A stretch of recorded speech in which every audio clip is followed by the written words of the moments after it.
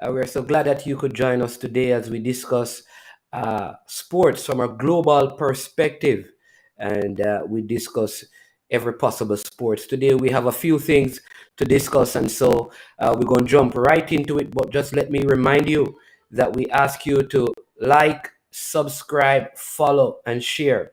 It's I Am Sure Sports. We are on YouTube and we are on Facebook. So get to that. Like, follow, subscribe, and share our content, and so we can just touch more people with our content today. All right. And so I want to speak about a few things today to just keep you up to date with what is happening. And so first, I want to begin by talking about this leak phone call or this phone meeting between the leadership of the JFF and a lead group of the national football team. This was a player known as Dame who was representing the rest of the players, and the phone call was basically about negotiating prior to the trip to Saudi Arabia. As you know, the Jamaica national football team laid friendly internationals in Saudi Arabia, and so there was this big discussion about player payment, in terms of how much they should get outside of their stipend, and some health and security payment that the JFF was negotiating with them. And many people are very critical of the whole discussion. Some from the players' perspective, they were critical from the players' perspective. Others were critical from the JFF perspective. So I am sure that I am sure have a different perspective. What is our perspective? We believe it was a very fruitful discussion. In fact, we believe that this is what the football needs at this time. I think it is good that we have a player of the caliber of Damian Lowe, who has, as he stated in that phone call, a degree in business law and opted to play football, to now formalize certain things with our football so that we have no hiccups going into World Cup qualifying and into the Gold Cup. That there are some established practices and guidelines and payment plans and initiatives set in stone long before. And so though the conversation may not have sounded how we wanted to sound, but the essence of it is that they came to an amicable agreement heading to Saudi Arabia. So they played the games and the JFF came out looking good in terms of player payment, and the players seem to be very comfortable because we have had no complaints about what was given to them at the end of it all. And so I think it was very fruitful, and we have to learn as adults just how to be able to meet at our disagreeing points, but come together and come to reasonable solutions where both parties can be happy, though we may not get all that we want in the negotiations. And I think that is a good thing about it. So I have no negatives about it. You understand me? I think it's a good thing. And going forward, I would love for more of these conversations to be aired to the public so we can get some details as to what is happening internally with the JFF and the footballers, because we are tired. I am sure that we are tired and the people are tired of all of this conflict with payment and all of that. It's time for it to finish. And I mean, when I say finish, I mean just right across the Jamaican footballing landscape, from our Premier League clubs to our national players. All of that needs to be done, and I hope this is the beginning of the ending of that problem.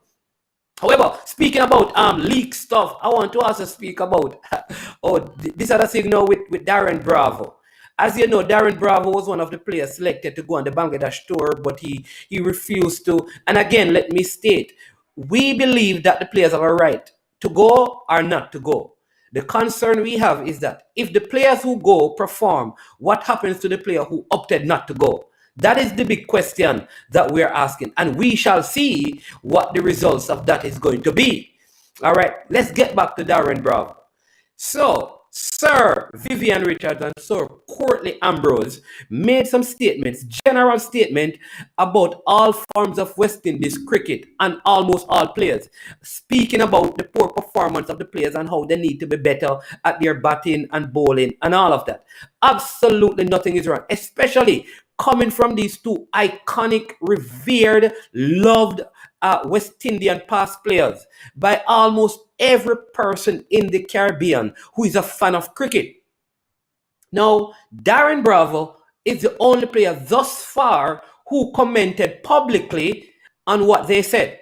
And I'm saying, fine, you're an adult, you have a right to say what you want to say. In the same way, Sir Courtly and Sir Viv have a right to say what they want to say. But look at this. Right, these guys have built up credit by their performance of the West Indies team. You, Mr. Bravo, you have not built up enough credit to say that. Now, when you say it, what you have to ensure is that your bat do the talking. What do I mean by that? You have to, by your performance, almost win your right to speak on certain issues. That's my position. But at the end of the day, you are big money. You can say you want to say still. You understand me, just like how me can say what me you want to say. You understand what I mean? That's how the thing is. All right? But I am sure, Mr. Bravo, that if you had gone to Bangladesh and made some runs, you have created for yourself a bigger, broader platform to really come out against what Sir Courtly and Sir, and I have to put the Sir before their name. So let me give you some advice. Not everything that is right to say is wise to say. I want to dig that. And the last time, in fact, you came out and spoke out against someone in authority, you called a particular former president a big idiot. Since then, your career has declined and made you look, in terms of your West Indies career, presently like a big, yeah, full of your words. Let your bat do the talking. I respect you as a cricketer. Let your bat do the talking. Now, before we leave it today, I want to speak a little bit about the BPI young player, the Jamaican born Leon Bailey. But let me jump and give you some BPL. People have been asking me and asking, I am sure sport, what do you think teams need? All right, let me tell you the contenders. For me, there are 4 contenders. All right, I'm going to tell you, like, first place in terms of top contender, second contender, third contender, fourth contender. Liverpool being contender number 1. City, contender number 2. Manchester United, contender number 3. And Chelsea, contender number 4. Many people are going to say, what about Tottenham? What about that? I'm going to give you my reason. I believe that those 4 teams have enough quality in their squads right now to put a run together into the teams. The other teams are good teams, but they don't have the squad. I believe they have to struggle with each of these teams. For example, Liverpool, I believe, needs this one signing who can be Van Dijk-like. Meaning they need to purchase, spend some money, and get in a quality centre-back as close to Van Dijk as possible, who can make that pass that Van Dijk used to play position to the central forward positions or out on the flanks. They have been missing that, and it has affected some of their counter-attack play. And I think if they are able to fill that in this window, though it's a very difficult window to shop in, I think a good chance of winning. I think for City don't need many pieces. I think what City needs the most is for all of their players to stay fit and healthy, because I think they have a good, and John Stones have come on and he's playing well, right? And I think Pep seems like he has found his mojo again. And so I expect great things from them. Now, the surprise package of this year is that many people never thought Manchester United would do so well because they seem competent. And some call him PE coach. But I want to look at the persons. This guy has some Alex Ferguson legends around him right now. And what that means is that he's getting good advice.